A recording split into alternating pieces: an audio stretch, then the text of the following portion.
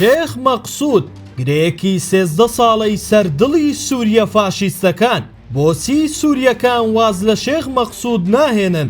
دکتۆر ئارام ڕەفعەت لەم بارەیەوە نووسیویەتی لە چلەکانی سەدەی ڕابردوودا کوردێکی دیندار و پیاوچاک بە ناوی شێخ مەقسوود لا گوندەواری عەفرینەوە ڕوو دەکاتە حەلەب و لا نزیک گردێکی کەنارشار کە بە گردی سەیدا ناسرا بوو و هەندێک کریستیان و کوردی لە دەوروبەر نیشتەجێ بوو بوون خانوویەک دروست دەکات. لە ساڵی 1952 شێخ مەقسوود کۆچی دوایی دەکات و گۆڕەکەی دەبێتە مەزارێک و لە هەموو ویلایەکەوە خەڵک بە ئامانجی بەدیهاتنی مرازەکانیان زیارەتی دەکەن.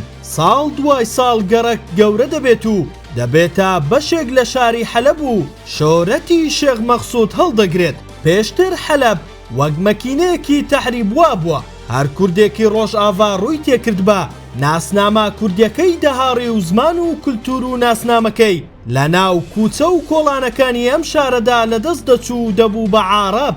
شێخ مەقسوود دەبێتە پەناگەیەک و هەزاران لەو کوردانەی بەهۆی تەحریبیان سیاسەتی برسیکردنی دەوڵەتی فاشی و داگیرکەری سووریەکان لەو گەڕەکە کردو بێ ئەوەی نیگەرانی لە دەستدانی ناسنامە و زمانە زاگرۆسیەکەیان بن. ڕەنگە نە بە خەیاڵی شێخ مەقسوود و نە بە خەونی هیچ کام لە کوردە نیشتەجێکانی ئەو سادا هاتبێ کە ڕۆژێک دێت نەوەکانیان شێخ مەقسوود دەکەنە قەڵایەکی بەرخودان. 13 ساڵە شێخ مەقسوود بەرزترین قەڵای بەرخۆدانە لەسەر ئاستی دنیا.